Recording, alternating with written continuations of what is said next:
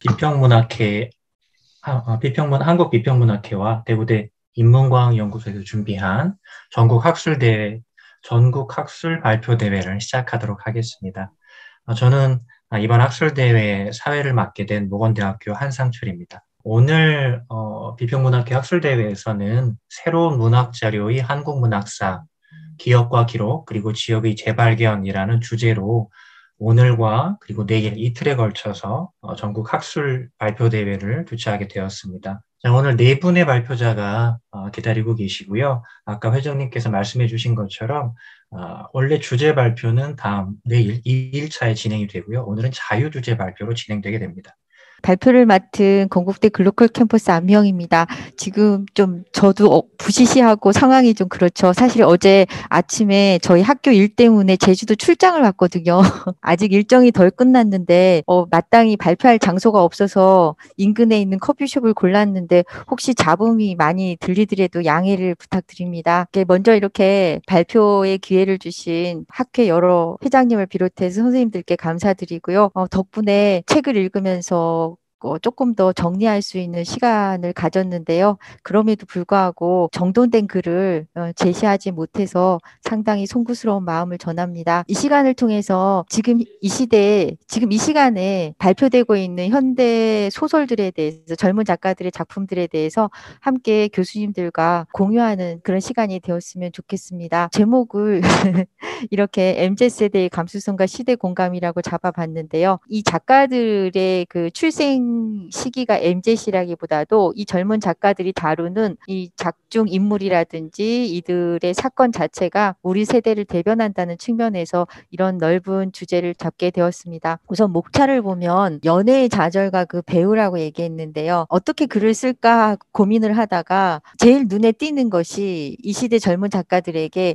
연애가 제대로 되지 않는다라고 하는 젊은이들의 풍속을 담고 있다는 점이었어요. 그러니까 연애가 되지 않는 이유가 뭘까라는 점에 주목을 해서 그 해당되는 작품뿐만이 아니라 다른 작품들을 읽으면서 그들의 삶의 포진에 있는 가족이라고 하는 이런 부분들, 그다음에 이를 둘러싸고 있는 자기 안에 있는 어떤 다중적인 성격들을 좀 더 조명해 봤고요. 마지막으로 이제 11작품에 해당이 되는 이 작품들을 통해서 젊은 작가들이 지향하는 바가 뭘까에 대해서 K컬처라고 하는 이런 부분들도 고민하면서 생각해 봤는데요. 그래서 여기 공유되고 있는 자료처럼 2010년 처음 이제 젊은 작가상이 마련되면서 김중혁의 작품이 이제 처음 수상작으로 대상 수상작으로 지목이 되었고요. 21년 올해에는 이제 전하영의 작품 이렇게 지명이 되어서 지금 여기서 다루고 있는 작품은 12작품이고요. 12작품을 전부 읽으면서 한 괴안에 한번 모아보겠다라는 시도로 모아봤는데요. 이게 저 출발점이 되는 작품은 여기에서 김금희의 작품이 됩니다. 그러니까 연애가 좌절되었는데 왜 연애가 좌절되었을까라는 문제의식으로 이제 글을 시작하게 되었습니다. 그러면 본문을 보도록 하겠습니다. 주로 이 글의 본문은 작품에 대한 설명으로 많은 지면을 할애했는데요. 너무 한낮의 연애라고 하는 제목에서도 알 수 있듯이 20대 시절에 연애를 다루고 있습니다. 굵직하게 표시된 대목 위주로 조금 읽어보면은 작중 여주인공에게는 현재라고 하는 시간만이 남아 있습니다. 같이 취업을 준비하는 남녀에게 있어서 두 사람 다 조건이 비슷한데 정크푸드를 먹는 데 있어서는 그런데 특히 여성 캐릭터에게는 현재라는 시간만이 제한돼 있다라는 그런 한계가 있습니다. 이 부분을 조금 읽어보면은 중산층 반열에 들지 못한다는 점에서는 같지만 그 이하의 삶에 있어서도 생활의 간극이 큰데요. 정크푸드를 먹는다는 데서는 동료지만 자신이 먹을 햄버거를 살 수 있었던 필요가 자기 몫의 햄버거를 탈 돈마저 충분치 않은 양이 간에는 메울 수 없는 생활의 간극이 존재하는데요. 그런 측면에서 이 여성 캐릭터는 현재를 산다라고 할 수 있는데요. 그들이 연애하는 장면을 작가가 아주 재미있게 잘 묘사를 했습니다. 잠시 작품을 조금 읽어보면은 양이는 말에 고저 없이 2, 3천 원 쥐어주며 햄버거 주문을 부탁하던 톤으로 말을 했다. 이렇게 얘기했는데 이 어떻게 나 선배 사랑해라고 했는데 그래서 이제 이 선배와 양이 그러니까 남녀 간의 대화를 하는데 이 사랑이라고 하는 것이 우리가 생각한 우리 세대가 가지고 있는 지속하는 영구 불면의 사랑이 아니라 내일은 어떻게 될지 모르고 오늘은 사랑한다라는 그래서 남녀 간의 그런 캐릭터의 어떤 얘기들이 나오고 남성의 어떤 들뜨는 마음도 이 작가가 재미있게 잘 묘사를 했습니다. 근데 앞서 말씀드렸듯이 현재를 살아가는 인물에게 사랑은 제한되어 있습니다. 어느 날 이제 햄버거를 먹으면 정크푸드를 먹으면서 안 한다고 얘기하죠. 없어졌다고.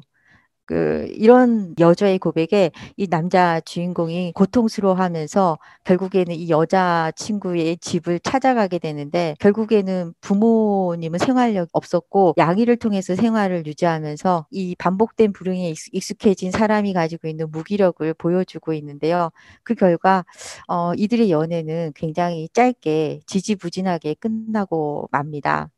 이러한 어떤 문제는 다시 얘기하면 연애가 끝난 것 같지만 이것을 떠올리는 이 화자는 50대 중반이 된 남성이거든요. 어쩌면 이 남성에게는 50대 중반까지 연애가 끝나지 않았던 거죠. 그만큼 지지부진한 상태로 오래되었다고도 볼 수 있는데요. 그러니까 이런 연애가 지지부진성은 어디서 왔는지 다른 작가의 작품을 통해서 확인할 수 있었는데요. 이 황정은의 상류의 맹금류라고 하는 작품을 보면은 여기에서도 연애가 결혼으로 이어지지 못합니다. 내가 좋아하는 남성은 참 좋은 성품을 가지고 있고 오형제 중에 막내인데 그들의 부모님도 참 좋으신 분이지만 그분들의 라이프 스타일을 이해할 수 없었다라는 이제 얘기를 하고 있거든요. 그래서 여기 보면 이제 부모님이 가지고 있는 가난과 이런 것들에 대해서 여자친구였던 나는 이렇게 생각하는 것이죠. 자식들에게 부끄럽지 않은 부모가 되고자 하는 것은 그들의 욕심이 아닌가?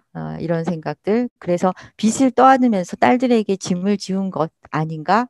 그리고 자신들의 양심과 도덕에 따랐지만 딸들의 인생을 망쳐놓은 게 아닌가? 그런 면에서 이 부모님은 부도덕한 게 아닌가?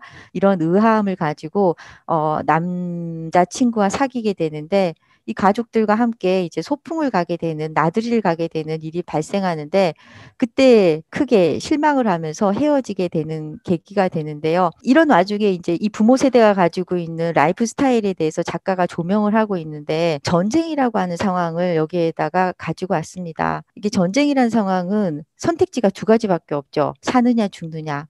예, 여기서 이제 제가 굵직하게 표시했는데 50년 전의 이야기지만 그래서 그런 일들은 겪은 사람이 많았다라고 하는 그러니까 이거는 개인의 문제가 아니라 시대의 문제였다라는 얘기를 하고 있는데요. 이 마지막 문단을 좀 읽도록 하겠습니다. 전쟁에서 죽음은 불가항력적인 것인데요.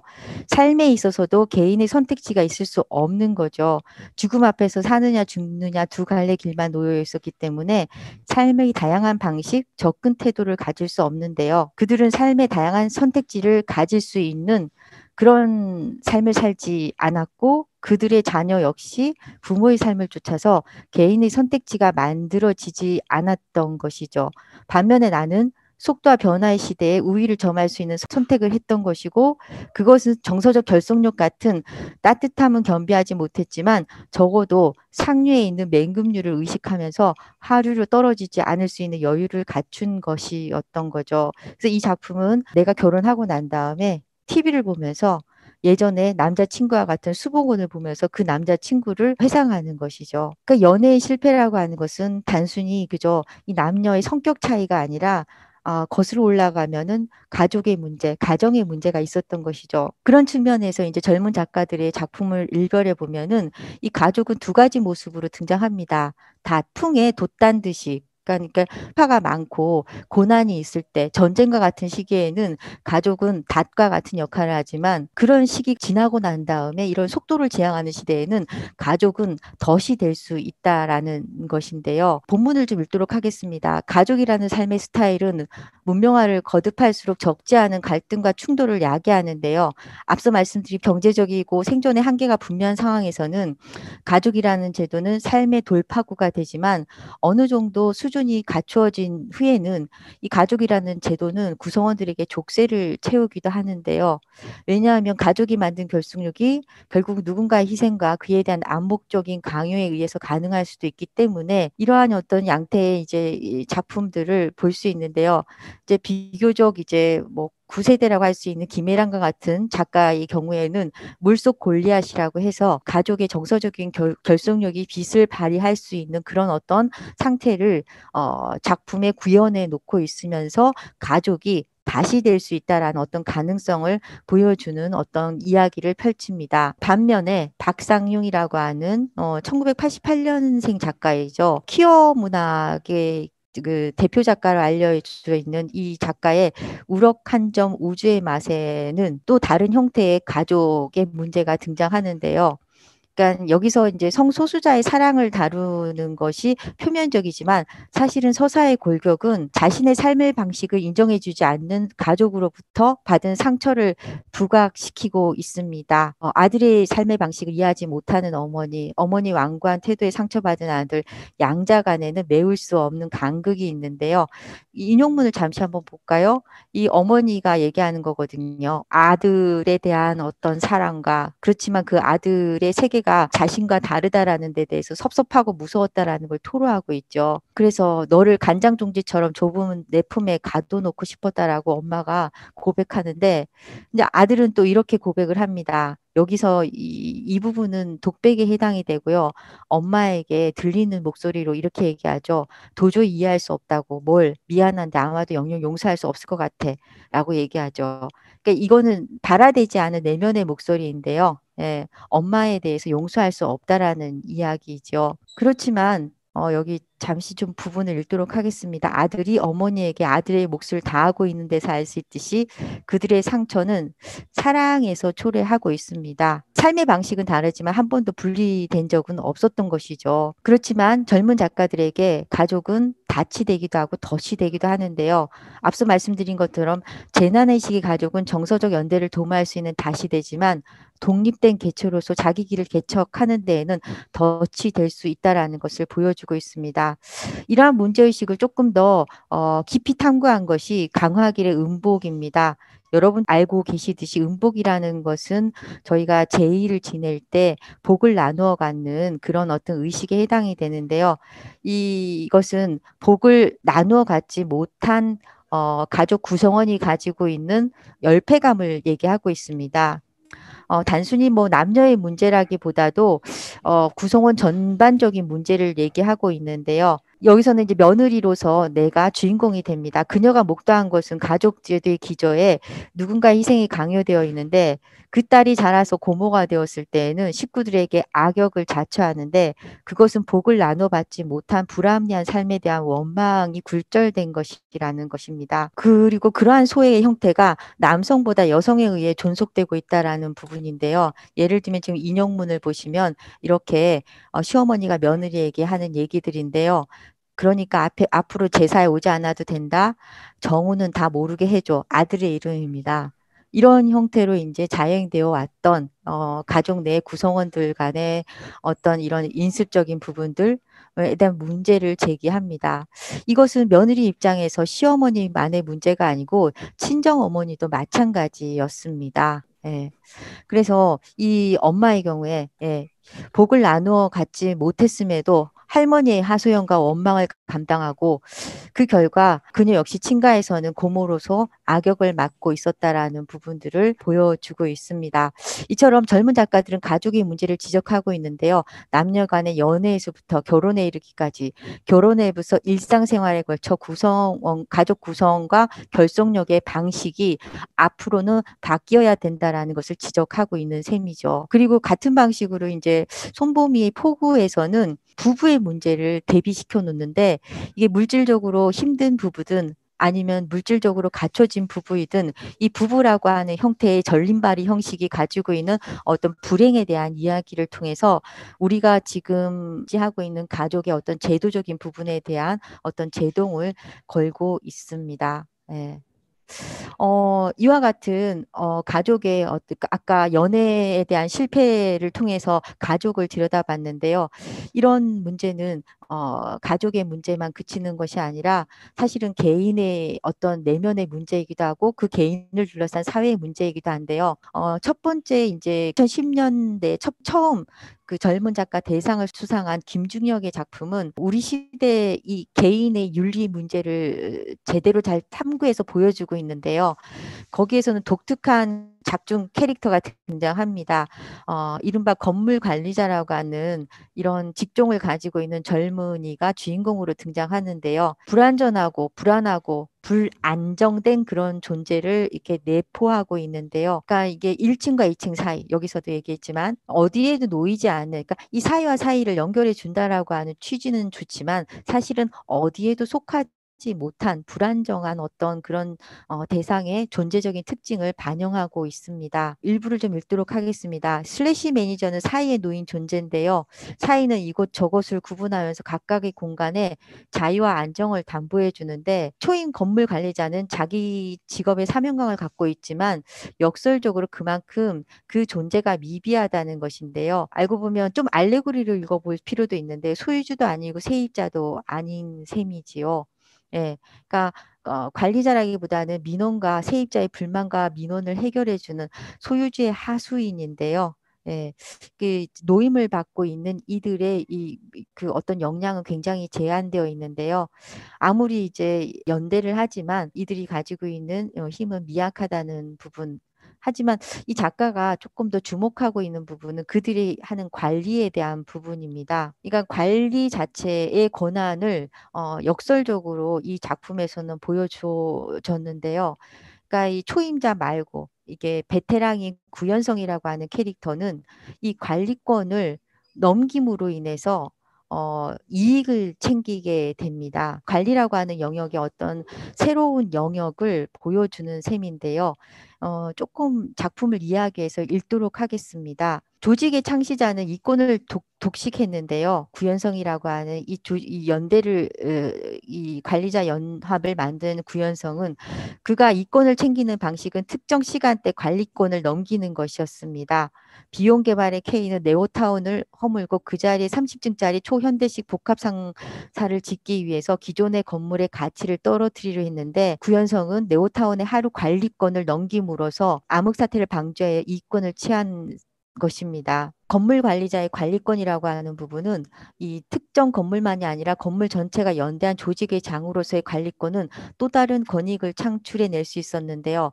세입자의 정구를 갈아 끼우는 일이 아니라 건물 전체의 관리 기능을 마비시킴으로써 다시 말해 관리 기능을 부각하는 것이 아니라 이를 하락시킴으로써 관리권이라고 하는 것은 다른 방식으로 이익 창출의 수단이 될 수 있는 것이죠. 이 신인 건물 관리자의 이 성실한 모습은 사실은 이제 앞으로 건물 관리 업계의 베테랑이 된 구현성과 같은 어떤 그런 이 모습을 우리가 볼 수 있게 되는데요. 지금은 1층과 2층 사이를 관리하지만 어느 순간 그 역시 관리하지 않는 형태의 관리권으로 이권을 만들 수 있다라는 것을 작가가 은연중에 노출하고 있습니다. 우리 시대 성실함이라든지 순수함이라고 하는 것이 어느 순간 어느 상황에서는 또 다른 어떤 이권의 창출의 수단으로서 활용될 수 있는 여지를 보여주는데요. 그런 측면을 이제 임현은 고두라고 하는 작품에서 더 구체적으로 보여줍니다. 작중 주인공은 윤리교사입니다. 이 윤리교사가 가지고 있는 이 가치관은 손해가 아니라 투자, 선물이 아니라 거래를 통해 욕망을 포장할 수 있는 방법을 가지고 있었고 그것을 은연중에 자신의 행동을 통해서 학생들에게 가르치게 되는데요. 교사로서 그리고 또 남자로서 자신이 가르친 여학생에게 행했던 어떤 일들이 다시 되돌려받게 있는 상황이 직면합니다. 배부른 상태에서 여학생이 나타나서 선생님을 사랑한다고 하는 대목에 대해서 작가가 아주 재미있게 잘 묘사를 하고 있습니다. 그러니까 교사가 가르쳐준 대로 연주는 이타적 행동 속에 숨어있는 이기적인 욕망을 포장할 수 있는 자신이 가르쳐준 것을 잘 실현해 옮긴 캐릭터인 셈이죠. 앞서 말씀드렸듯이 우리 안에 순수와 윤리라고 하는 것이 다중성을 내포하면서 구현되고 있는데요. 이런 모습은 이제 전하영, 그러니까 올해 작품이죠. 올해 작품인 그녀는 조명등 아래서 많은 시간을 보냈다에서도 나타나는데요. 중산층 지식인과 사회화 과정에서 이루어져야 할 것들이 많은 미완의 인물, 부류의 계층에 주목해서 보여주고 있는데요. 그러니까 기득권의 윤리 감각만 보여주는 것이 아니라 불완전한 개인의 위축된 자아를 보여주는데요. 그에 대한 이제 묘사가 이렇게 나타나 있는 대목을 골라봤습니다. 연구소의 중산층 지식인에 가지고 있는 노멀한 풍경들, 예. 그리고 이 풍경에 대해 이러한 대상에 대해서 불편함 혹은 본인이 가지고 있는 위축된 정서를 이제 담고 있으면서 여기에 이제 묘사가 되고 있습니다. 아울러 이런 경험은 이 주인공 여성 인물이 대학 다니면서 교수에게 느꼈던 인용문 다음 부분을 좀 읽도록 하겠습니다. 나를 비롯한 가진 것도 없는 어린 소녀들은 아직 아무것도 이룬 것도 없으므로 눈에 비친 안정적인 삶은 그들에게 도달해야 하는 삶의 목표로서 조바심과 불편함을 자아내는데요. 아직 성적과 삶의 이력을 관리하면서 대학을 졸업해야 하고 동시에 직장을 찾아야 하고 또 좋은 배우자를 찾아야 하는 동시에 그 스스로 좋은 배우자가 되어야 하는 피로감에 적게 되는데요. 그들에게 삶은 필요하고 도달해야 할 목표로 가득 차 있고 그렇기 때문에 이미 목표에 도달한 사람이 누리는 일상을 목도할 때 그 안에는 불합리와 기만이 내재해요. 특히나 그 안에 불합리와 기만이 내재해 있을 때에는 그들은 불편함을 넘어서서 불평등함으로써 세상의 부조리에 항거하게 됩니다. 그러한 항거의 어떤 기술을 이 작품에서는 많이 드러내고 있는데요. 특히 이 작품의 후반부에서는 학창 시절에 여자 주인공이 여학생으로서 자신이 느꼈던 우월한 대상에 대한 위축된 정서를 잘 보여주고 있습니다. 해당되는 부분을 조금 이렇게 길게 묘사를 했는데요. 여기 이제 인용문을 보면은 이것은 나를 가르쳤던 남자 강사가 했던 얘기이지만 이렇게 발화되고 있죠. 예. 이렇게 말을 하고 있는데 나는 이 두 사람이 같이 앉은 자리에서 얘기를 하고 있는데 나는 말을 하지 않고 독백을 합니다. 인용문에서 드러나듯이 장피에르는 자기 생각을 막 거침없이 전달하는 데 비해서 나는 장피에르에 대한 나의 감정은 물론 나의 취향과 가치를 한마디로 발설하지 못한 채 내면으로만 독백하는데요. 상대의 외면과 위치에 압도되어 있기 때문이지요.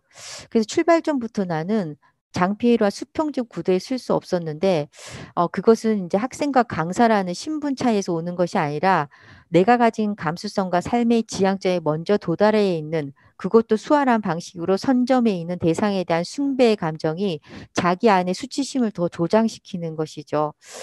그래서 우리 안에 일그러진 자아는 이런 식으로 우리 안이라기보다도 우리 세대의 이제 젊은 친구들의 어떤 내면의 이 모습을 잘 보여주고 있는데요. 이런 부분들을 조금 더 근원적으로 인식의 결핍이라는 측면에서 김종욱은 거리의 마술사에서 불완전성을 다루고 있습니다. 인식의 불완전성을 마술이라는 화두로 다루고 있는데요. 단순히 학교의 그 학폭 문제가 아니라 폭력을 저지르는 자신도 모르게 폭력을 저지르는 것과 폭력으로 인해서 희생을 당하는 모든 사람들이 가지고 있는 인식의 사각지대를 우리의 불완전성이라고 하는 측면에 초점을 맞춰서 보여주고 있습니다. 이러한 측면에서 순수한 개인 혹은 윤리적인 개인의 안에 존재하는 다양한 다중성들을 볼 수 있었는데요. 이러한 어떤 풍경과 더불어서 한편에 다른 특징들을 볼 수 있었는데요. 그것을 탈한국의 보편성이라는 이름으로 설명할 수 있을 것 같습니다. 결론을 대신했는데요. 조금 읽도록 하겠습니다. 지금까지 MZ세대의 감수성과 세대의 공감을 주제로 살펴봤는데요. 작품의 완성도, 문학적 성취도는 대상의 수상 과정에서 검증이 되었죠. 저는 그래서 이 글에서 우리 시대에 이런 작품이 던지는 화두에 주목을 해보았는데요. 앞서 말씀드렸듯이 젊은 세대의 감수성을 중심으로 그들 삶의 화두가 되는 연애 불능에 주목했습니다. 연애는 남녀 두 사람의 문제지만 동시에 그들을 둘러싼 관계의 문제이고 나아가 그들이 살고 있는 세계의 문제를 보여주기 때문입니다. 그래서 이 젊은 작가들이 가족이란 제도를 어떻게 보여주고 있는가에 대해서 주목했을 때 일련의 변화와 개선이 필요하다라고 하는 암묵적인 어떤 시사들을 보이고 있다라는 걸 알 수 있는데요. 앞서 표제로 세웠듯이 이 가족은 다시 될 수 있지만 재난의 시기에는 새로운 패러다임이 요구되는 시기에 개인의 삶을 구축해야 하는 때에는 가족이 덫이 될 수 있다라는 것이죠. 그래서 새로운 라이프 스타일과 같은 취향의 발생뿐 아니라 구성원들 간에 암묵적으로 수행해온 불합리한 인습에 대한 개선까지도 이렇게 제기하게 되는데요. 부모와 자식, 가족 내 남성과 여성, 부부의 재 측면에 걸쳐 우리 시대 가족 구조의 새로운 변화를 보여준다고 볼 수 있습니다. 그러니까 어떤 대상에 대해서 남녀의 문제로 접근하기보다도 이것을 어떤 공동체의 관점에서 볼 필요가 있을 것 같습니다. 또 하나는 이제 젊은 시대의 윤리 감각에 대한 성찰을 보여주는데요. 순수한 얼굴, 윤리로 포장된 스타일의 이면에 다중의 모습이 자리 잡고 있는데요. 오늘의 순수한 성실이 비윤리로 탈바꿈할 수 있는 여지들을 보여주고 있죠. 그러니까 그건 바꿔 얘기하면 이 사회 안정된 울타리에 어디에도 둥지를 틀 수 없는 우리 시대 젊은 세대의 어떤 특징, 세입자도 될 수 없고 소유자도 될 수 없는 이 슬래시 매니저라고 하는 어정쩡한 상태는 단순히 직업적인 특징만을 보여주는 것이 아니라 세대의 존재론적인 특징을 반영한다고 볼 수 있습니다. 그와 더불어서 윤리교사라든지 뭐 중산층 지식인 이 역시도 다중성이기도 하고 미성숙한 개인의 불안이 초래한 이 중산층이 가지고 있는 다중성뿐만 아니라 미성숙한 개인의 불안이 초래한 다중성이기도 한데요. 미성숙한 개인이 불안에 빠진다면 무자비한 변화의 속도에 우리 모두는 불안전성을 의식해야 한다. 이런 어떤 전제 하에서 이 세대의 특성에 대해서 조금 더 주목해 보면서 다른 형태의 작품들 두 가지를 말씀드리고 이제 마치겠습니다. 이들 세대는 특수성보다는 보편성에 주목하게 되는데요. 정지돈의 건축이냐 혁명이냐는 작품에서는 한국의 마지막 황손 이구를 다루고 있는데요. 한국적인 소재를 선택했지만 탈한국적인 요소를 보여주고 있습니다. 그러므로 인해서 세계사적인 보편성을 탐구하고 있는데요. 이 인용문을 보시면 알 수 있듯이 이구에 대한 설명인데요. 이구가 딜런 토마스를 추종하고 시를 쓰고자 했고 시 대신에 건축을 했었던 그의 삶의 궤적을 쫓고 있거든요. 그리고 이제 그의 삶을 조금 더 이렇게 설명한 부분이 있는데요. 이와 유사한 작품으로 박주희 세실주의에서도 세실은 일본 여성이고 주인은 한국 여성입니다. 한국과 일본이라고 하는 국가적인 이데올로기가 아니라 평등한 개인과 개인의 관점에서 그러니까 고루한 과거보다는 새로운 미래에 대해 주목하고 있다라는 것을 알 수 있는데요. 마지막 문장처럼 매끈한 도로를 기반으로 가속을 내는 것처럼 우리 세대는 변화를 견인하고 변화에 호흡하기 위해 특수성보다는 보편성의 친화력을 보이는 것이 아닐까라는 이런 문장으로 난삽한 글의 결론을 삼으려고 합니다. 이상입니다. 배재대의 박현입니다. 반갑습니다. 안미영 선생님의 발표문을 제가 이렇게 읽어보았는데 오늘 발표를 제가 직접 들으면서 오히려 이해도 더 잘 되고 저는 굉장히 흥미롭게 발표를 들었습니다. 제가 늘 드는 생각이 소설을 전공을 했고 문학을 전공했고 또 소설을 공부했음에도 불구하고 이게 업이 항상 그 교과목을 가르치다 보니 마음과는 다르게 일상에 이렇게 분주하게 쫓기다 보니까 소설에 대한 탐구가 늘 부족한 것 같아서 제가 좀 자괴감이 들 때가 있었는데 그러한 갈증을 안미영 선생님께서 빼곡히 잘 채워주신 것 같습니다. 감사합니다. 발표문은 제가 일단은 슬라이드로 준비를 해서 얼른 좀 중요한 거 중심으로 질문을 드리도록 하겠습니다. 제가 안미영 선생님 그 발표를 직접 들으면서 조금 그 발표문을 피상적으로 읽은 게 아닌가 그런 생각도 들고 사실 여기 12편의 작품이 실려 있는데 좀 읽은 것도 있지만 또 많이 읽지 못한 부분들도 많이 있습니다. 추후에 제가 꼼꼼하게 좀 더 읽어보기로 하고 일단은 MZ세대의 감수성, 그 다음에 설명이 좀 충분히 제가 되기는 한 것 같은데요. 호주 율리안의 두 얼굴에 대한 그 장에 대한 좀 부연 설명을 듣고 싶고, 그 다음에 MZ세대 감수성과 소설의 전망에 대한 선생님의 의견을 듣고 싶습니다. 첫 번째 질문은 그 MZ세대의 감수성을 어떤 관점에서 보고 정의하시는지를 제가 이렇게 보면서 아까 가족, 그 사랑에서 출발을 해서 연애와 사랑에서 출발을 해서 가족이라는 거, 그 다음 가족이라는 공동체, 그 다음에 때로는 닷을 내리기도 하지만 덫이 되기도 한다라는 점에서 공감을 했고 또 사실 이 질문과는 또 연관해서 이해가 되기는 했습니다. 일단 MZ세대의 감수성을 좀 더 어떻게 명명하고 계신지에 대한 구체적인 설명을 좀 듣고 싶습니다. 이 부분에 대한 해명은 아까 앞부분에 말씀하셔서 조금 된 것 같습니다. 제가 볼 때는 60년대적인 감수성이 외적 사건의 경험이 주체의 자리로 호명하는 과정과 얽혀 내재하던 과정에서 발현된 것이었다면 MZ세대의 감수성은 뚜렷하게 명명하거나 지칭할 수 없는 복합적이고 다층적인 그 무엇이란 생각도 들었습니다. 선생님께서 각 장별로 이렇게 주목하신 그런 키워드를 범주로 해서 MZ세대의 감수성을 분석하고 계신데요. 제가 볼 때는 이게 좀 글쎄요, 그냥 일반적으로 제가 보았을 때 청년 실업에 대한 그 부분을 다른 부분도 물론 작품 속에 있었습니다. 근데 혹시 그 디지털 원주민으로 지칭되는 세대적인 특성, 그 다음에 소비 성향 이러한 키워드와 연계해서 혹시 이들의 감수성에 주목해보는 과정도 좀 더 중요하지 않을까 생각해 보았는데요. 이 부분에 대해서 어떤 생각을 갖고 계신지 혹은 작품 속에 이러한 성향을 반영한 캐릭터나 텍스트는 없는지 의견을 듣고 싶습니다. 그 다음에 두 번째로는 3장에 대한 사실 좀 구체적인 보충 설명을 제가 듣고 싶었는데요.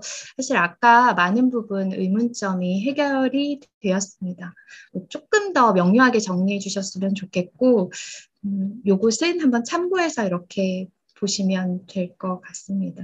저도 질문을 하나에 여러 가지 묶어서라고 했는데 선생님께서 안미영 선생님께서 한번 보시고 뭉뚱그려서 이렇게 답변을 주셔도 좋을 것 같습니다. 그리고 마지막으로 MZ세대 작가가 창작하는 MZ세대 소설의 전망에 대한 선생님의 소견을 듣고 싶습니다. 아까 일단 그 텍스트로 선정한 것들은 MZ세대의 작가가 창작한다기보다는 거기 그 작품들에서 텍스트에서 그려지고 있는 그런 작중인물의 모습들이라든가 또 거기서 구현되고 있는 주제라든가 이런 것과 관련해서 좀 포커스를 두신 것 같은데 그래도 제가 또 궁금한 것은 MZ세대라 소위 일컬어질 수 있는 젊은 작가들이 창작하는 그런 혹시 소설에 대해서 좀 고민해 보신 적은 있으신지 그것과 그러니까 작품 현황 그다음에 선생님께서 굳이 젊은 작가상 수상 작품을 연구 대상으로 삼아서 주목했는지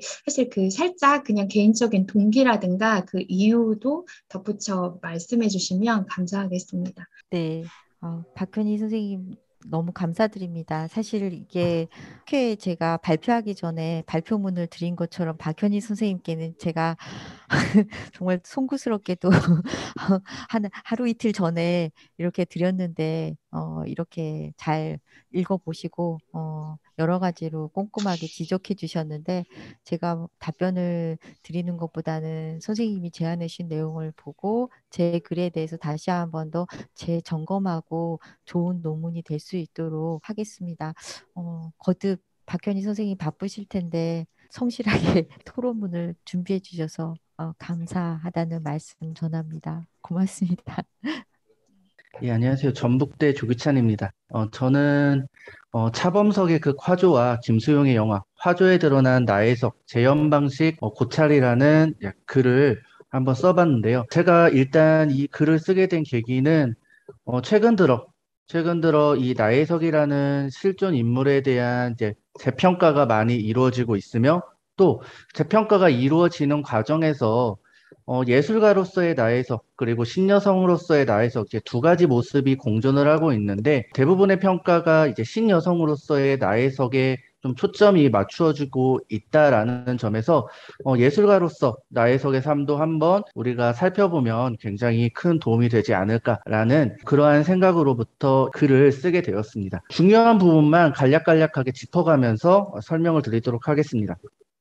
조선 최초의 여성 화가이자 문필가인 나혜석은 일제강점기인 1920년대 새롭게 등장한 신여성의 대표적인 인물이라고 할 수가 있습니다. 조선 최초의 신여성 1호로 꼽히는 나혜석은 일정한 사회 영역에서 남녀의 동등한 권리와 기회균 등 여성의 경제 독립, 남녀 평등과 남녀의 자유로운 교제, 자유결혼, 여성 해방 등 가부장적 관념이 강한 당시로서는 파격적인 주장과 운동을 펼친 인물입니다. 자, 그렇기 때문에 이러한 파격적인 주장과 운동을 펼친 나혜석에 대한 평가는 크게 이제 세 가지로 나눌 수가 있습니다. 당시 나혜석이 펼친 주장과 운동이 시대상을 반영하지 못했다라는 평가, 그리고 신여성 말고 예술가로서 그리고 문필가로서의 나혜석의 업적이 굉장히 뛰어나다라는 평가, 그리고 이제 마지막 하나는 이제 여성으로서 나혜석이 자신의 욕망을 충분히 좀 발현하고자 했는데 그러한 것들이 제대로 펼치지 못한 좀 비극적인 인물에 불과하다라는 평가. 이렇게 크게 세 가지로 나눠져 있는 게 대부분이라고 할 수가 있습니다.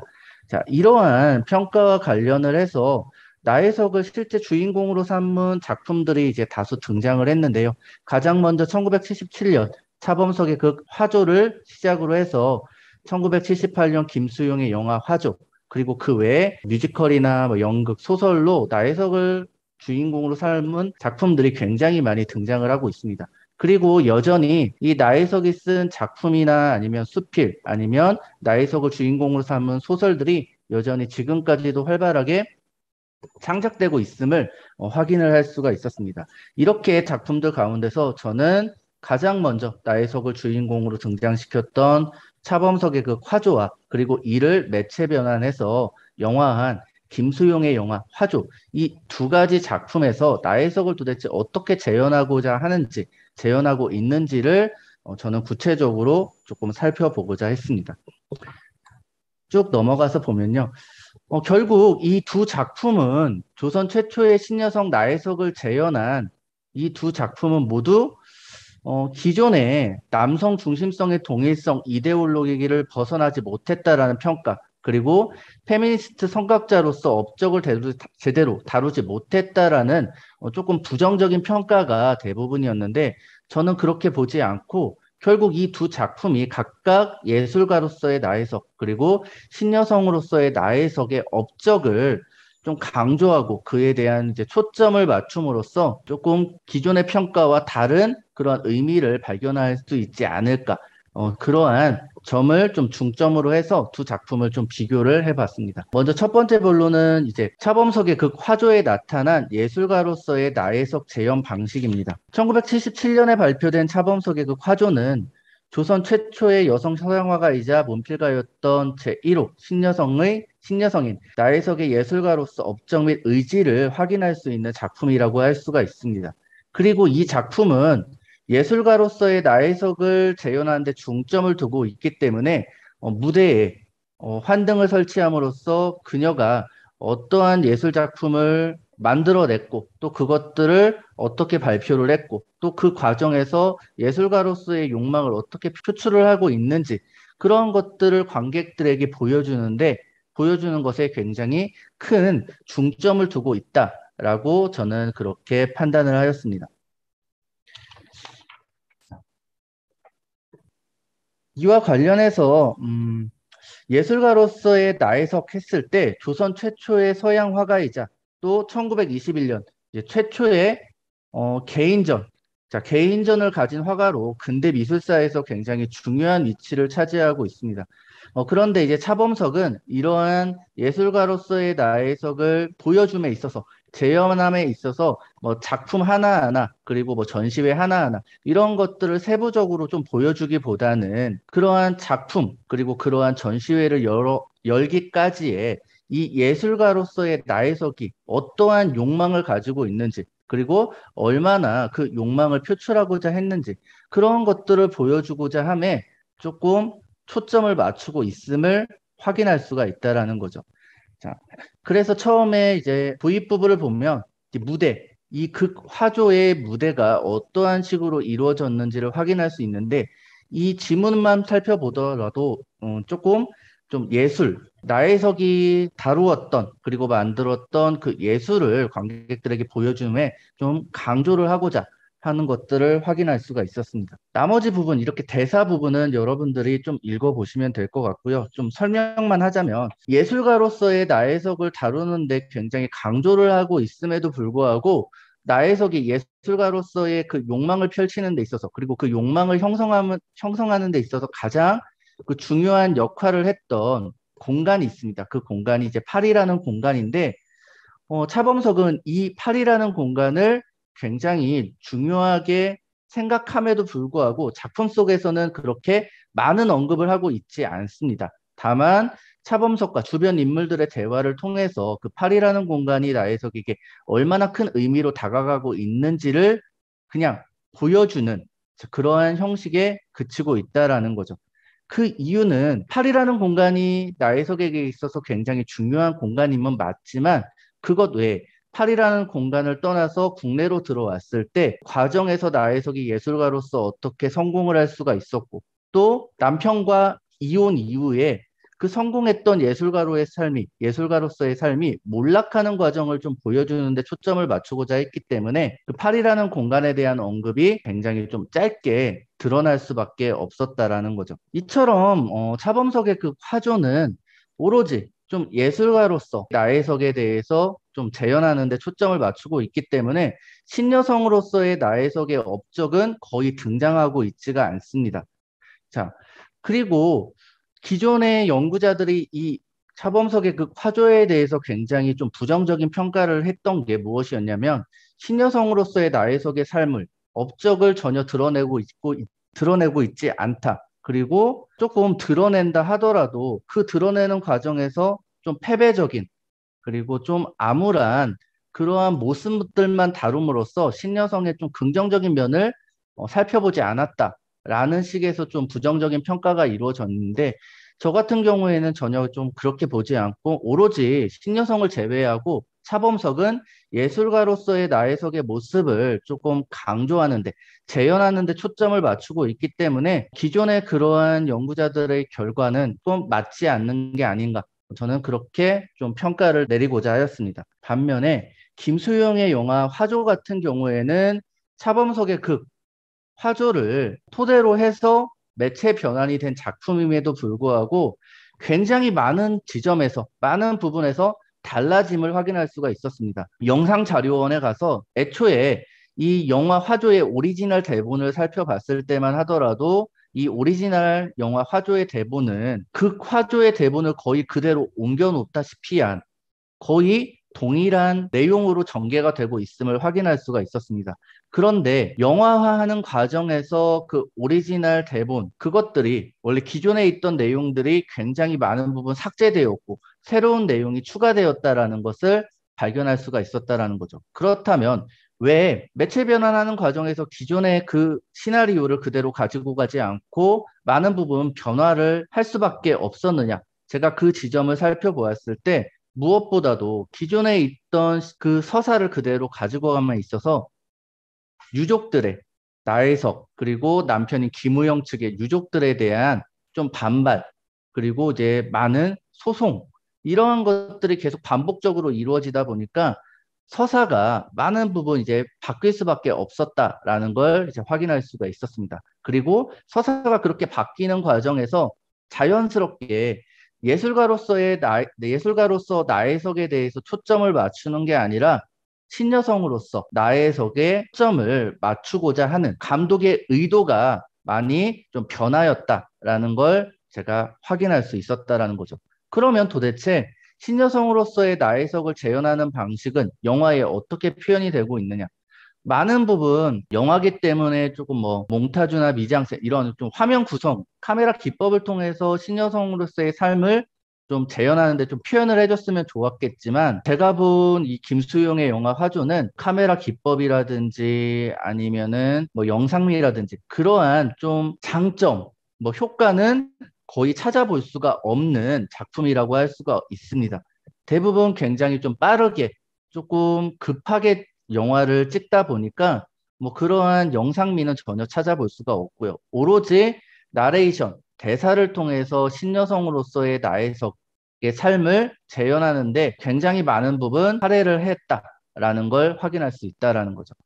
가장 먼저 이제 영화 시작 부분에 이제 나혜석의 이제 나레이션이 등장을 하는데, 나레이션만 보더라도 예술가가 아니라 신여성으로서의 삶에 초점을 맞추고 있다라는 걸 확인할 수가 있습니다.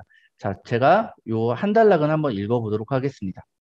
남편에게서 존경을 요구할 권리는커녕 남편들의 어떤 학대도 눈물로 인내하며 살아온 여자들이 바로 우리나라의 부인들인 것입니다. 우리 부인들은 과연 이렇듯 남편에게 시달리며 아이를 낳고 기르는 식물적인 삶에서 벗어날 수 없는 것인가?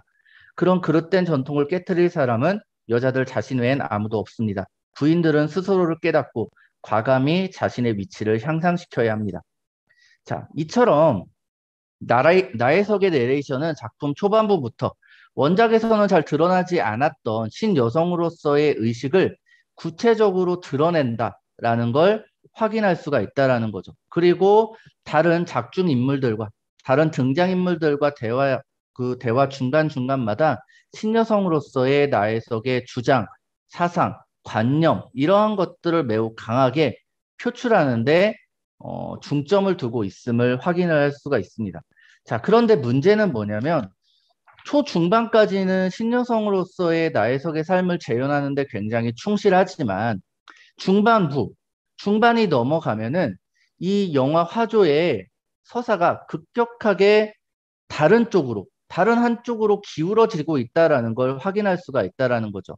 그러면 신여성으로서의 삶이 아니라 다른 쪽으로 기울어지고 있다라고 했는데, 그게 무엇이냐면 멜로, 남편 김우영과 나혜석 그리고 채린, 이 세 사람의 너무 뻔한 그리고 너무 진부한 멜로 드라마로 넘어가고 있다라는 걸 우리가 직접 확인을 할 수가 있습니다. 그러면 왜 도대체 처음에 감독이 의도하고자 했던 신여성으로서의 삶, 그거를 계속 유지하지 못하고 갑자기 멜로드라마로 넘어가게 되었느냐? 제가 생각을 했을 때, 제가 고민을 해봤을 때 그 이유는 애초 원작에서 많은 부분, 소송, 그리고 뭐 다양한 상황에 따라서 시나리오가 변경된 영향이 가장 클 것이며, 그리고 두 번째로는 당시의 사람들에게 조금 많이 자극을 주고 또 많은 관객들을 찾아오게 할 수밖에 하는 게 목적이었기 때문에, 그러한 목적성을 달성하는 과정에서 사람들이 조금 지루해하는, 관심을 갖지 않는 신여성으로서의 삶을 잠시 접어두고 조금 자극적인, 좀 멜로 드라마, 심파적인 요소를 좀 강조하는 과정에서 이렇게 감독의 의도가 확 죽어버리는 그러한 결과가 초래되지 않았나, 저는 그렇게 생각을 하고 있습니다. 자, 이렇게 중반부 이후에 갑자기 신여성으로서의 삶이 없어지고 멜로드라마로 빠져버리다 보니까 감독이 마지막에 선택한 결말이 무엇이었냐면, 마지막 장면에서 나레이션을 통해서 결국 내가 보여주고자 했던 건 이러한 삼류 드라마가 아니라 신여성으로서의 나혜석이 어떠한 삶을 살아왔고, 또 그러한 삶을 살아가는 과정에서 주변에 남성들과 어떠한 사건이 있었고 그 사건들을 어떻게 겪고 헤쳐나갔는지를 보여주고자 한 것이다.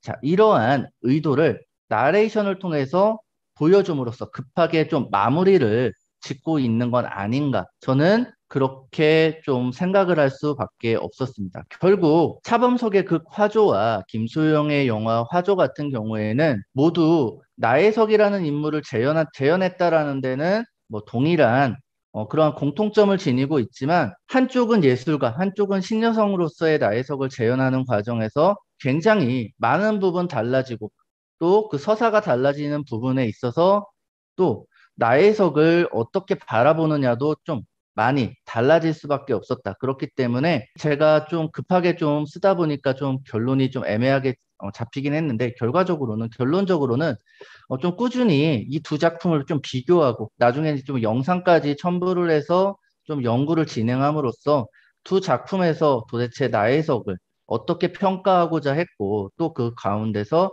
어떠한 의도를 작가나 감독들이 좀 표출하고자 했는지 조금 더 연구를 통해서 조금 연구를 지속해 나가야 될 거라고 저는 그렇게 생각을 해 보았습니다. 결론은 어차피 이제 본론을 좀 요약한 것이기 때문에 자, 생략을 하도록 하겠습니다. 그 토론을 맡은 충남대의 오영록입니다. 예. 그 발표문은 이제 나혜석의 생애에 대한 어떤 재현의 방식으로 나타났던 이 두 문학적 갈래를 이제 살피고 있는 이제 그러한 글이라고 생각이 됩니다. 한 대상에 대해서 다면적인 관점으로 이렇게 다가가면서 그걸 이제 문학적 요소와 다루었다는 점에서 상당히 저는 흥미롭게 이걸 좀 봤고요. 근데 그럼에도 불구하고 제가 희곡을 주요한 전공으로 하고 있지 않기 때문에 이제 면밀한 차원의 좀 전공적 질의를 할 수 없어서 여기에 대해서는 좀 양해의 말씀을 먼저 좀 구합니다. 이에 따라서 제가 이제 희곡 전공에 대한 소양 부족에 따른 어떤 의문점과 함께 더불어서 제가 이제 서사라는 분야를 전공을 하고 있다는 그런 공통점에 근거해 가지고 이러한 어떤 질의를 드리는 것으로 이 토론을 좀 대신 하도록 하겠습니다. 첫 번째는 이제 제가 이제 그 현대 소설을 좀 전공을 하고 있다 보니까 이것과 좀 비슷한 양상의 작품을 좀 봐가지고요. 먼저 이제 염상섭의 만세전 같은 경우에는 이제 소위 시대의 선구자를 자청하는 그런 자들에 대해서 되게 냉소적으로 작가가 이제 비판적 관점을 드러냅니다. 그래서 여러분도 잘 아시겠지만 뭐 대표적으로 뭐 병화라는 인물을 통해서 사회주의자의 허상을 이제 뭐 지적하기도 하고 뭐 한일 혼혈 여급을 통해서는 이제 내선 일체 현실 같은 걸 지적하기도 합니다. 근데 여기에서 이제 상당히 이제 좀 저 선생님의 발표문과 더불어서 좀 볼 수 있는 인물이 여기에서 이제 유학을 떠나서 서양 음악을 전공하고 이제 신여성을 자청하고 있는 이제 을라라는 이제 여성이 나오는데 이 여성이 이제 스스로 신여성을 자청하고 있음에도 불구하고 이 병화라는 남성에게 이제 모든 것을 의존하면서 이제 전혀 자립하지 못하는 모습을 보여줍니다. 하나의 온전한 개인으로도 자립을 못하면서 허울만 이렇게 신여성의 존재에 대해서 이 작가가 되게 냉소적인 시선을 통해서 이제 이러한 것을 이제 담담하게 제시를 합니다. 그래서 이러한 것에 관해서 이제 설명을 한 이유가 우리가 앞서서 봤었던 그 차범석의 작품에서 나혜석이 이것과 되게 유사한 모습을 보여주고 있거든요. 그래서 뭐 예술가 경쟁자였던 이력을 찾아가서 경제적인 지원을 읍소하는 장면이 나타납니다. 그래서 이러한 어떤 부분을 차범석이 이제 이 작품에서 예술가로서의 모습을 이제 부각했다는 측면에서 본다면 이게 가로서의 삶이 원만하지 않았다는 걸 보여주는 건지 아니면 나혜석 스스로 신여성이라 자칭하면서도 온전히 자립할 수 없었던 그런 모순을 보여주는 건지 여기에 대해서 좀 선생님의 의견을 좀 듣고 싶습니다. 두 번째는 김수용의 영화에서는 나혜석과 이제 최린의 부유는 합리화하기 위해서 이제 남편인 김우영은 친일파, 그다음에 최린은 이제 민족 지도자로 이제 그리고 있는데요. 우리가 앞서서도 이제 많이 좀 언급이 됐었던 건데 뭐 보통 사극이라고 하는 거에서 현실적인 부분에 더 비중을 둬야 되나 아니면 문학적 상상력을 중시해야 되나 이제 여기에 대한 논쟁이 늘 화두였습니다. 그러니까 이유는 여러분들도 아시다시피 특히나 이런 어떤 극적인 재현이 이러한 것을 이제 보는 사람들로 하여금 허구라 인식하게 하기보다는 현실이라고 인식을 하게 하고 이제 이러한 걸 통해서 이제 역사를 좀 왜곡해서 인식을 하게 하는 그런 문제가 있어서잖아요. 근데 최린 같은 경우에는 이제 제가 이제 이 이름을 보고 좀 떠올렸던 게 뭐냐면 일전에 그 창씨 개명을 해서 그 리스트에서 봤었던 이름 같더라고요. 그래서 찾아보니까 이 사람이 일제 강점기 이제 3.1운동을 해서 투옥된 적은 있는데 그 이후에는 이제 일관되게 친일 행각을 했었던 그런 인물이거든요. 그래서 거기 나온 것처럼 조선인을 전쟁에 참여하게 하는 뭐 글을 쓰기도 했고, 뭐 조선총독부 뭐 참의를 지내기도 했고, 뭐 그 조선총독부 어용기간지 매일신보 뭐 사장도 했고, 친일단체도 조직하고 하여튼 뭐 이 사람의 생애를 파악함에 있어서 요 정도 직함만 들어도 어느 정도 어렵지 않게 파악이 될 거라고 생각이 됩니다. 근데 이러한 어떤 그 나혜석과 최린의 부윤을 합리화하기 위해서 그를 민족 지도자로만 이렇게 그려낸 거는 상당히 어떤 그 뭐랄까요, 이러한 어떤 설정을 유지하기 위해서 잘못 선택한 어떤 형상화 방식이 아니었나 이런 생각이 좀 들었습니다. 그래서 이런 나혜석과 주변 인물에 대해서 많이 공부를 선생님께서 하셨을 거라고 생각이 들어서 선생님께서는 이 부분에 관해서 좀 어떻게 생각하시는지 좀 질문을 드리고자 합니다. 세 번째는 이 연극과 영화 모두가 이런 어떤 극적인 요소를 지니고 있는데, 전자 같은 경우에는, 이제 연극 같은 경우에는 배우의 대사와 행위를 통해서만 서사가 구축이 되는데, 이제 영화 같은 경우에 이제 카메라를 통해서 이제 이러한 어떤 줌인과 줌아웃을 통해서 뭐 서술자적인 면모가 더 잘 드러난다고 생각이 듭니다.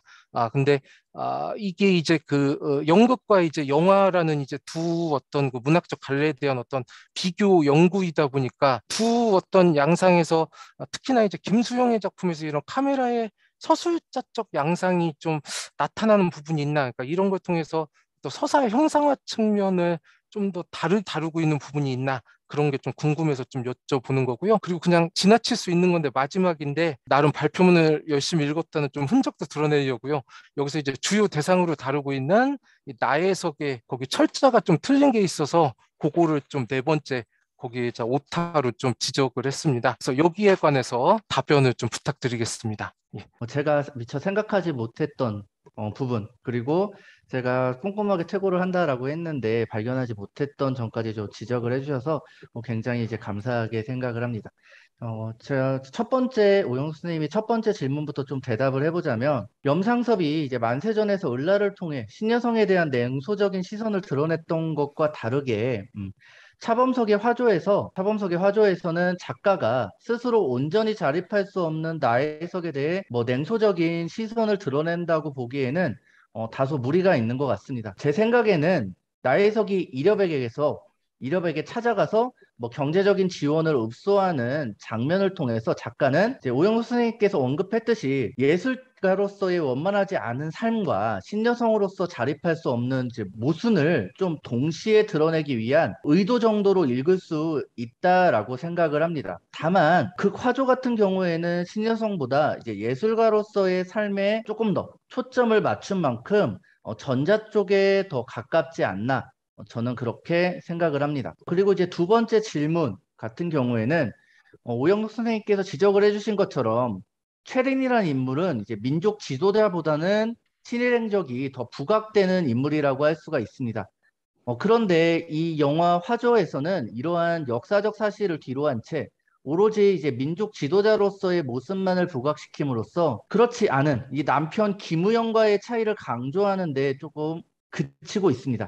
제 생각으로는 이 김수영 감독이 이러한 뭐 김우영이나 최린 이러한 등장인물의 성격을 이렇게 부여한 이유는 작품의 애초 의도가 신여성으로서의 나혜석의 삶을 보여주고자 함이었지만, 중반부 이후에 이러한 의도는 사라지고 심파적인 멜로드라마적 요소에 집중하게 됨으로써 발생하게 된 문제가 아닐까라고 생각을 해봤습니다.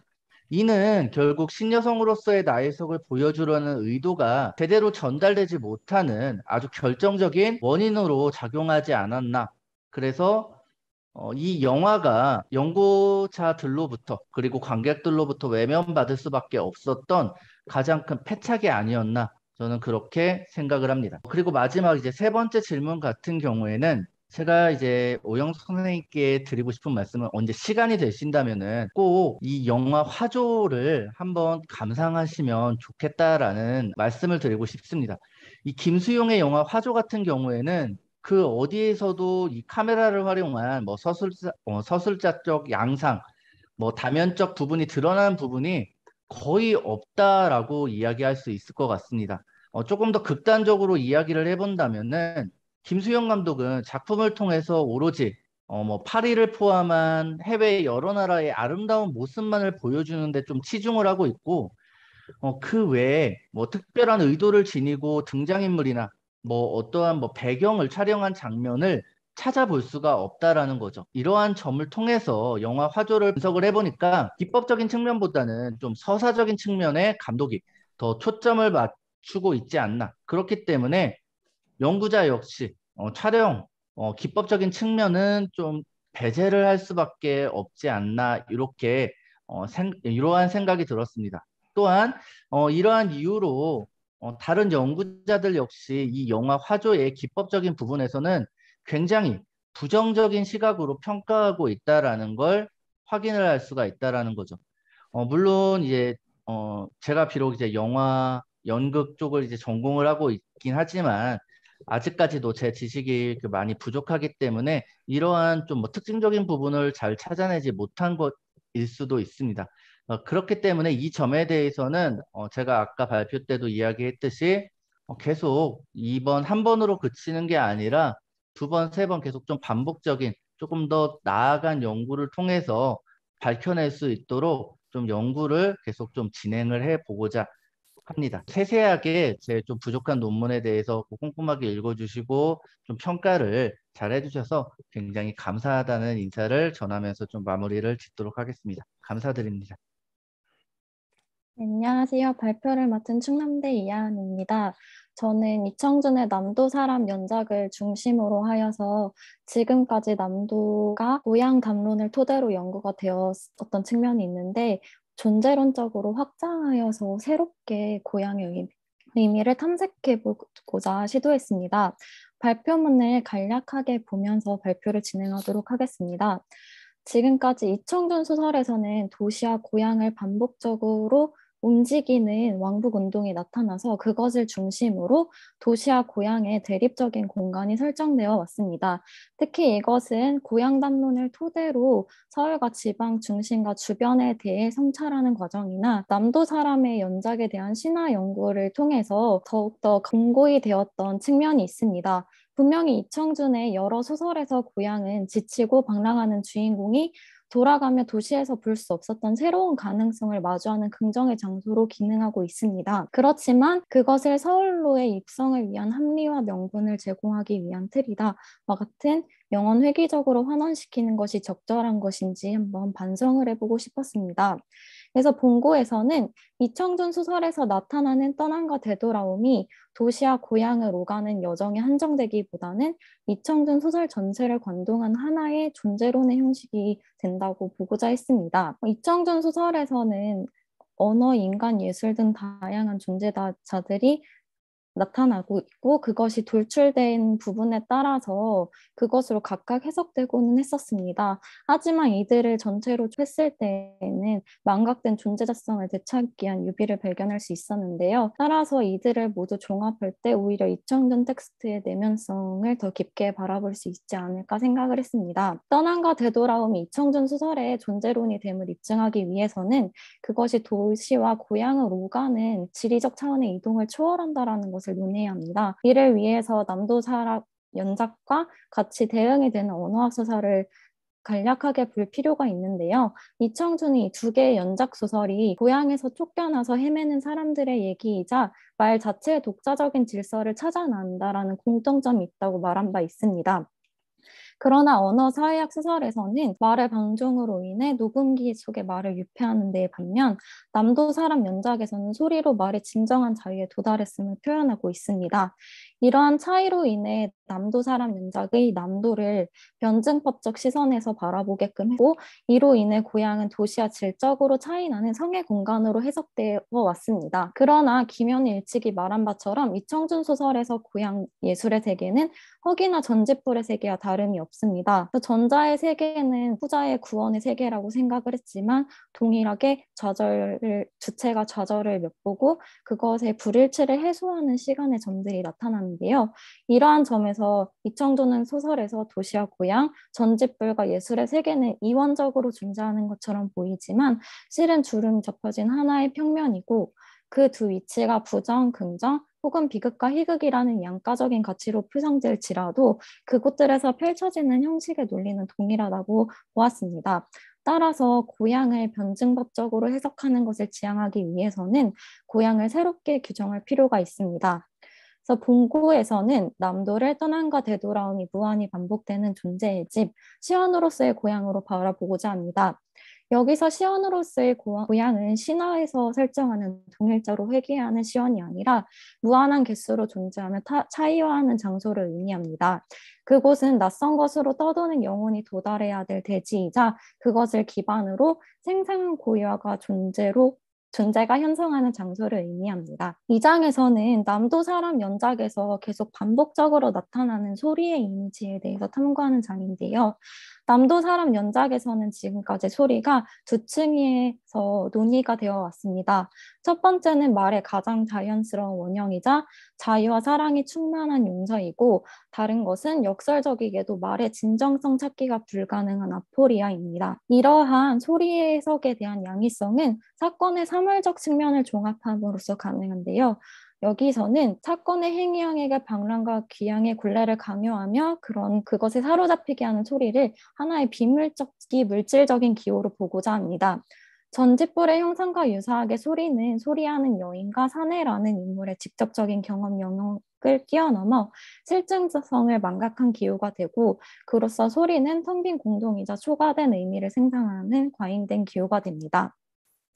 본 예시문에서 보면은 사내가 유년기에 체험한 소리가 성인이 된 이후에도 그의 삶에 영향을 미치는 것을 잘 드러내는 부분입니다. 인용문에서 사내는 소리를 깨어있을 때뿐만이 아니라 잠을 자는 순간에도 피할 수 없는 존재로 묘사를 하고 있는데요. 이러한 기호의 강제는 유년기에 국한되지 않고 성인이 된 이후에도 그가 소리의 얼굴을 찾아 헤매는 방랑의 삶을 강요당하게 됩니다. 특히 여기서 주목할 점은 이 부분인데요. 그는 머리 위에 햇덩이가 뜨겁게 불타고 있지 않으면 그의 육신과 영혼이 속절없이 맥을 놓고 늘어지는 것을 경험하게 됩니다.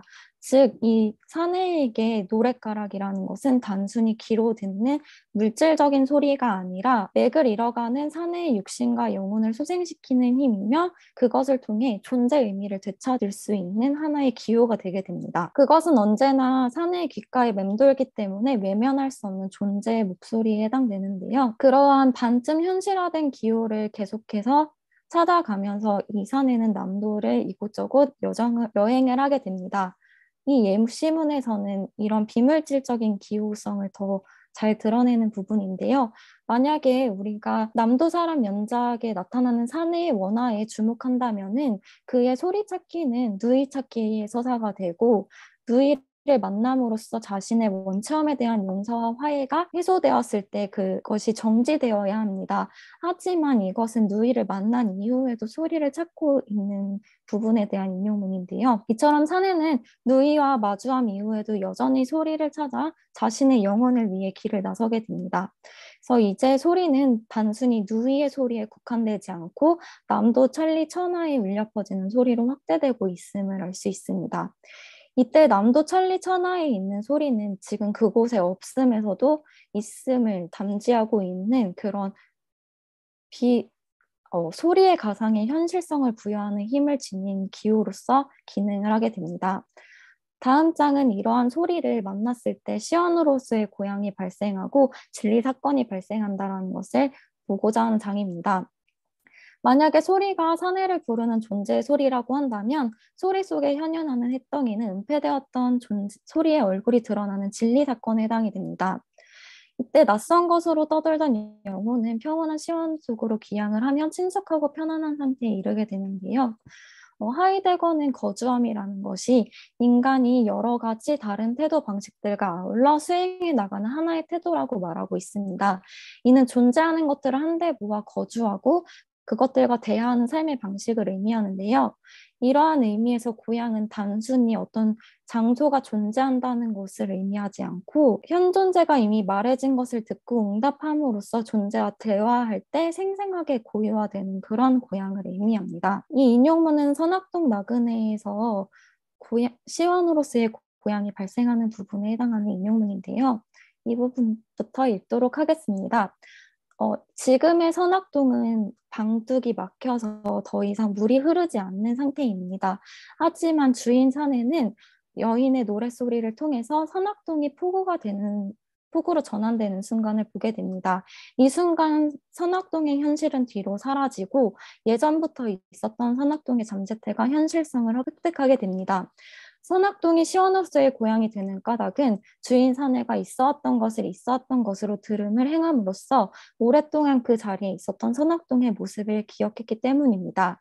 이때 주인 사내는 남도의 땅 속에 침잠해 있던 선악동을 대지 위로 돌려 세우고 그로써 선악동은 존재의 고향으로 정립되며 하나의 시원이 되게 됩니다. 이때 주인 사내는 자신의 체험이 마치 꿈과 같다고 말을 하는데요. 그것은 옛 모습이 낯선 것이 되어버린 선악동에서 그것의 고요함이 공존하고 있음을 보았기 때문입니다. 하지만 여기서 주인 사내는 부재하는 것이 현존하는 것을 본 자신을 의심하지 않고 자신의 상상을 불가사의한 믿음으로 여기게 됩니다. 이때 이 믿음은 맹목적인 우상을 세우는 정신적인 행위가 아니며 고유하고 근원적인, 즉 시원적인 것의 개방을 수용했음을 의미합니다. 이러한 부분은 새와나무에서도 찾아볼 수 있는데요.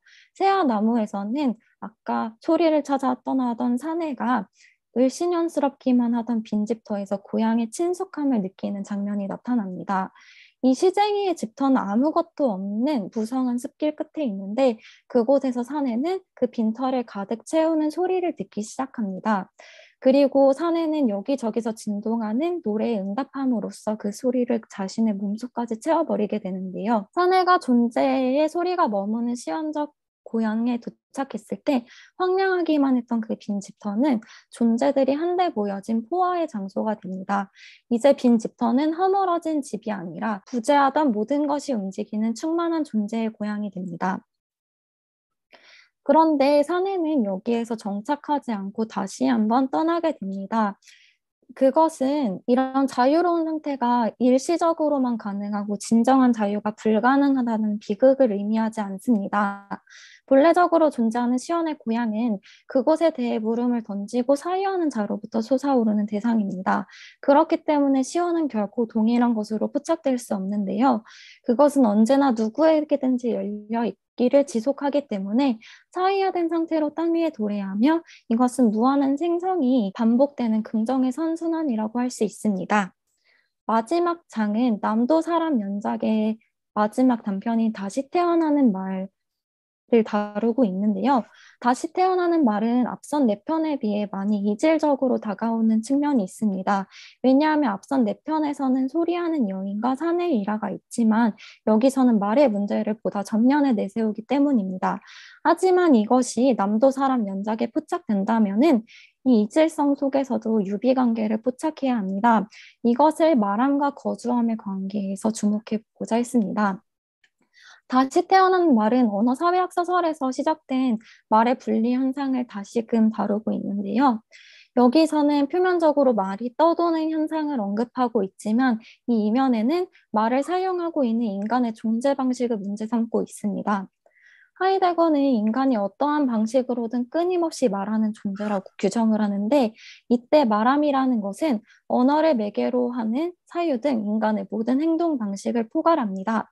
이러한 관점에서 말함은 인간이 이 땅에 거주하는 근원적인 방식 중 하나라고 할 수 있는데요. 앞편에서 소리와 소리 얼굴이 분리되었듯이 말의 경우에는 형식과 정신이 분리되어 있습니다. 그리고 말의 경우에는 자신의 진정한 집에 도달하지 못한 채 파탄하는 상태에 처해 있는데요.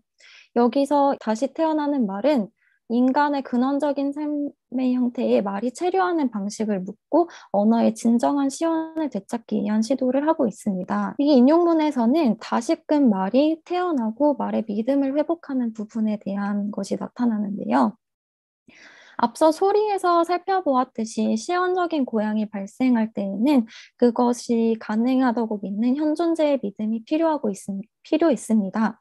지옥의 경우 지금까지 만났었던 말들은 자기 믿음을 잃고 떠돌아다녀서 본디 존재하던 언어의 집에 가지 못하는 상태에 처해 있는데 이는 인간이 말에 담긴 존재를 망각하며 사용하여 언어 형식을 공허한 장소로 만들었기 때문입니다. 그래서 말이 다시 뿌리를 내리기 위해서는 언어 형식을 존재로 가득 찬 공동이 되게 만들어야 합니다. 지옥이 목격한 자기 믿음을 지켜가는 말들은 말이 삶 자체인 상태에 있습니다. 그것은 자신의 본질과 자신의 방식으로 존재하는 본래적 경험에 해당되는데요. 이때 인간은 언어의 주인으로 군림하지 않고 언어 자체 속에서 자신의 삶이 피어나는 말함에 해당하고 있습니다. 여기서 정신과 형식이 혼연일체되었다라는 것은 기표와 괴이가 일상적인 용법처럼 일치함을 뜻하지 않습니다. 오히려 이는 다시 태어나는 고통과 변신을 거치면서 즉 시적인 것에 이르렀음을 말하고 있습니다. 이는 언어의 일상성이나 물성에서 벗어나 그 기호 이상의 것을 말할 수 있는 개방성을 말하고, 이때의 말은 선악동이나 시쟁이의 빈 집터와 같이 새로운 고향으로 수선할 수 있는 시원적인 것이 됩니다. 다시 태어나는 말에 이르렀을 때 존재의 고향은 남도라는 물질적인 공간에서 벗어나 관념의 차원으로 확대되게 됩니다. 즉 인간이 시원으로 솟아날 수 있는 고향을 찾아 방랑하지 않은 채 자신이 있는 위치에서 거주함을 발생할 수 있는 자로 변모함을 말합니다. 남도 사람 연작에서 시연의 고향이 대지의 근거를 정립할 때에는 항상 믿음이 동반이 됨을 살펴볼 수 있습니다. 이것은 서로 간격을 둔 채 공존하는 존재자들이 함께 관계를 형성할 수 있다는 믿음에 해당되는데요. 관계의 장안에 공존하는 존재자들을 함께 소통하고 보살피는 사랑의 행위가 작용함을 뜻하고 있습니다. 이렇게 남도 사람 연작에서는 존재의 떠남과 되돌아온 구조를 통해서 인간의 본원적인 삶의 방식을 회복하려는 소망이 나타나고 있습니다. 특히 이러한 영혼 회귀는 허무할 수도 있는 현존재의 방식을 사랑과 자유로 감싸 안으면서 긍정의 생성회로로 전환하고 있습니다. 이를 통해 남도 사람 연작은 인간의 현존재의 삶이 마지막 자유를 되찾을 수 있다는 희망을 전달하는 아름다운 윤리학을 펼치는 작품이라고 보았습니다. 이상으로 발표를 마치도록 하겠습니다. 고영진 선생님이 작성하신 이하은 선생님의 떠도는 존재와 시연으로서의 고향에 대한 토론문을 대독하도록 하겠습니다. 선생님 논문 잘 읽었습니다. 선생님의 논문은 이청준의 남도 사람 연작에 반복적으로 드러난 도시와 고향 남도를 서울과 지방, 중심과 주변의 대립적 공간으로 읽어왔던 그동안의 연구를 다시 살피고, 이를 통해 대표적으로 드러나는 떠남과 되돌아옴이 도시와 고향을 오가는 여정에 한정되기보다는 이청준 소설 전체를 관통하는 존재론의 형식으로 접근하고자 하는 논의를 담고 있습니다. 연작에 드러난 이청준의 공간들을 다층적으로 접근하는 것이 가능하다면 남도뿐 아니라 이청준의 작품 전반에 대한 읽기의 영역이 확장된다는 선생님의 논의 대부분에 동의하며 토론이라기보다는 몇 가지 질문을 통해 이해를 완성하고자 합니다. 질문은 3가지입니다. 우선 선생님의 논의에서 가장 인상 깊었던 부분은 남도 사람의 두드러진 표지로 반복된 사건의 구조를 형성하는 3개의 의미양, 나그네 새, 주막나무, 소리, 빛으로 꼼꼼한 읽기를 진행한 점이었습니다. 그동안 주로 연구되었던 소리 모티프에 대한 논의를 다양하게 확장한 것이어서 이를 통해 이 텍스트에 대한 새로운 읽기를 시도해 볼 수 있었습니다. 이들은 이 연작을 관통하는 주요한 기호이며 다양한 상징적인 의미망을 통해 텍스트를 풍요롭게 하는 소재로 보입니다. 다만 이러한 기호 읽기가 이 논의가 궁극적으로 도달하고자 하는 고향이라는 주요한 연구 목적과 긴밀하게 연결되는 지점에 대한 설명을 덧붙여 듣고 싶습니다. 2번째 질문은 제목에서 시작되는 이 논의의 주요 전제에 대한 것입니다. 논의 내용에 고향이라는 공간을 거치는 과정에 대한 다양한 설명이 있었으나 의미들이 조금씩 다르게 읽힙니다. 일반적으로 우리 서사에서 고향은 나고 자란 곳을 물리적으로 떠난다, 돌아온다, 다시 떠난다의 과정 속에서 보편적이면서도 개별적 위치를 획득해 왔습니다. 이는 고향이 나고 자란 사람들이 계속 거주하는 것보다는 떠났거나 돌아오거나 했을 때 생겨나는 기시감과 위화감, 떠나지 않고 머물렀던 사람들과의 피할 수 없는 물리적 충돌에 대한 그리움과 소외감 등의 다양한 심리적 심상이 공존한다는 점을 서사가 주목했기 때문이기도 합니다. 그리고 이 연작이야말로 바로 그 떠났다가 돌아온 사람이 남도라는 지역 공간, 당시 시대 배경, 그리고 캐릭터의 직업 등과 다시 관계를 맺으며 고향 이미지를 새롭게 설정하게 되었고, 이것이 이 텍스트 고유의 것이라고 불리는 정체성을 결정하는데 주요한 영향을 주었다고 생각됩니다. 그래서 더더욱 떠도는 이라는 논의의 전제에 대한 궁금함이 들었습니다. 떠도는 이라는 말은 멀리 가지 못하고 주위를 맴돌거나 제자리 걸음으로 배회하는 느낌을 주는 어휘입니다. 논의에서 떠도는 이라는 말은 주로 영혼과 결합하며 언급되는데 이에 대한 보충 설명 부탁드립니다. 마지막 질문입니다. 마지막 질문은 서사에 드러난 고향 공간에 대한 읽기 부분입니다. 선생님이 지적하신 것처럼 고향을 도시의 대립적 공간으로 설정하거나 이분법적인 공간 나누기에 대한 그동안의 반성적 논의가 있어 왔지만 여전히 서사에서 고향은 도시나 타지에서 상처받은 인물들이 훼손된 인간성을 회복하기 위한 신화적 공간으로 기능하는 것이 사실입니다. 다만 실제 현재의 소설 소비자들에게 이러한 고향이 가진 서사적 범주가 얼마만큼의 실효성을 가지게 될 것인가에 대해서 다시 생각하게 됩니다. 특히 지금의 고향이 이전의 고향과는 달리 가시적으로도 대도시와 소도시 정도의 차이를 보인다는 점, 지역에 대한 불투명한 인식을 강화해서 서울 공간을 분리 한정한다는 점, 그리고 결정적으로 이전의 고향이 담당했던 전통적인 기능들을 다하지 못한다는 점에서 새로운 접근이 필요해 보입니다. 이런 점들을 염두에 두었을 때 선생님은 앞으로의 서사 공간에서 고향 공간이 가질 의미와 방향에 대해 어떻게 생각하는지 궁금합니다.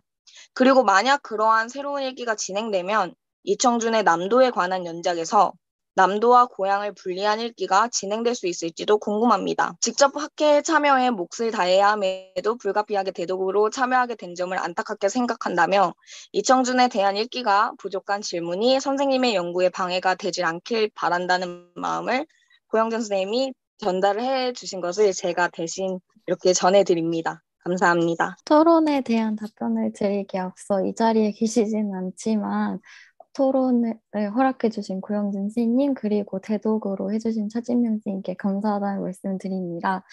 지금 이 토론문에서 질문은 3가지지만 공통적으로 논의되고 있는 것은 바로 고향이라는 것의 정의에서 시작되는 것 같습니다. 고영진 선생님께서 말씀하셨다시피 이청준 소설의 남도 혹은 고향은 지역성이랑 연결되어서 많이 논의가 되었었는데 저는 이러한 지역적인 물질적인 남도에서 벗어나서 하나의 형이상학적인 차원에서 접근을 하려는 의도에서 이 고향을 접근을 했습니다. 그래서 제가 첫 번째 질문에서 말씀하신 것처럼 이 3개의 기호항을 설정하게 되었는데요. 이청준 소설에서 존재론은 표제에서 전면에 내세운 언어사회학 소설의 언어처럼 보다 확장할 때 예술론적인 차원으로 결부된다고 생각합니다. 특히 언어라는 것은 우리가 언어를 통해 사유하고 소통하는 하나의 삶의 방식이기 때문에 그것은 삶이자 곧 예술 작품을 함께 논하는 이청준의 소설론이랑도 결부된다고 생각했는데요. 특히 이청준의 후기 작품을 보면은 인간의 삶을 하나의 예술품처럼 들기 위한 포이에시스를 행하는 부분도 나타나게 됩니다. 그래서 여기서 제가 기호 읽기를 통해 고향을 찾으려고 했던 것은 이런 기호 속에서 하나의 의미가 발생하는 그 지점을 고향으로 해석하려고 했었습니다. 만약에 이것이 충분히 논리적 설득을 지닌다고 한다면 고향을 단순히 남도에 얽매여서 보지 않고 이청준의 기호 체계를 구성하는 하나의 시각을 정립할 수 있을 것이라고 생각을 합니다. 첫 번째 질문에 이어서 3번째 질문을 먼저 답변을 드리고자 하는데요. 선생님께서 말씀하셨다시피 이청준 소설에서 남도는 신화적 차원에서 읽는 것이 적합한 지점이 물론 있습니다. 그렇지만 선생님께서 토론문에서 말씀하셨듯이 남도의 장소의 의미 결이 조금씩 다르고 또한 계속해서 동일한 장소로 회귀하기보다는 정주하지 않고 떠나는 모습들이 나타나게 됩니다. 그래서 하나의 고향이라는 본질적인 기원을 설정할 수 있을까라는 의문을 가지고 이 논문을 작성하게 되었는데요. 이러한 의미에서 본고에서 고향은 존재론적인 차원, 존재의 존재자되기, 예술이 정립될 수 있는 지점으로서의 시온으로서의 고향을 보려고 했습니다.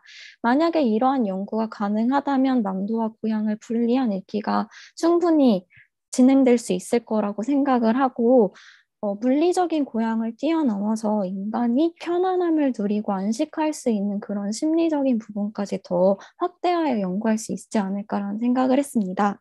마지막으로 2번째 질문에 대한 답변을 드리도록 하겠습니다.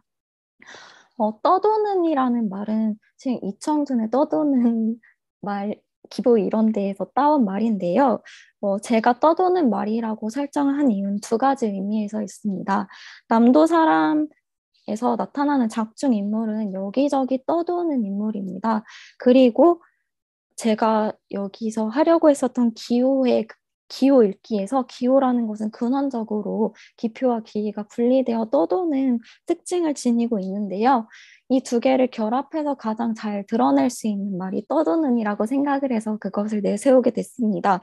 또한 이것은 이청준이 초기작부터 계속해서 탐구하는 주제였으며 이 떠도는 기표기가 어떻게 결합하고 분리되는 양상에 대해서 항상 논의를 했기 때문에 저는 이것이 적절하다고 생각을 했었는데요. 또한 루카치의 경우에는 소설의 주인공은 찾는 자이다 라고 말을 한 바 있습니다. 남도 사람의 연작 주인공들 역시 항상 무언가를 찾아 여정을 떠나는 자들인데요. 여기서 그 찾고자 하는 것이 바로 영혼이고 아까 인용문에서 봤다시피 소리의 얼굴로 대변되는 영혼, 존재 의미의 발견을 위한 여행이기 때문에 이것을 영혼과 결합하여 논의를 진행하였습니다. 이상으로 답변을 마치도록 하겠습니다.